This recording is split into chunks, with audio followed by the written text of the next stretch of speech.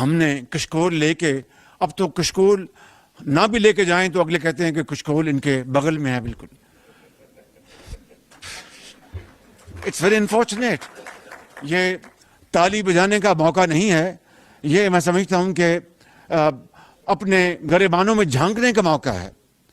It's a time for our internal introspection, self introspection. Believe me کہ وہ قومیں آج ہم سے کہاں آگے چلی گئیں جن کو انہوں نے نہ کبھی کشکول اٹھایا تھا نہ کبھی توڑا تھا.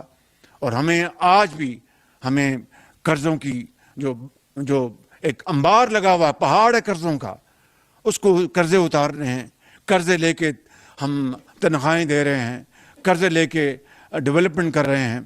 آج تو الحمدللہ روزے کے دن لہٰذا قرضے کی چائے آپ کو پیش نہیں کی جا رہی، اس لیے کہ ہم سب روزے کے آپ نے روزے رکھے ہیں اور اللہ تعالیٰ کی خوشنودی حاصل کر رہے ہیں. تو کہنے کا مطلب یہ ہے کہ یہ قرضوں کی زندگی کب تک گزاریں گے ہم، کب تک؟ تو اگر ہم نے قرضوں سے چھٹکارا حاصل کرنا ہے اور اگر ہم نے ایک عزت کی زندگی بسر کرنی ہے، اور حضرت قائد اعظم کے افکار، علامہ اقبال کے جو سوچ اور افکار، اس کے اوپر ہم نے عمل پیرا ہونا ہے، جس کی بدولت پاکستان مارج وجود میں آیا تھا. تو پھر ایک ہی راستہ ہے کہ ہم یکجاں دو قالب یکسوئی کے ساتھ اکٹھے ہو جائیں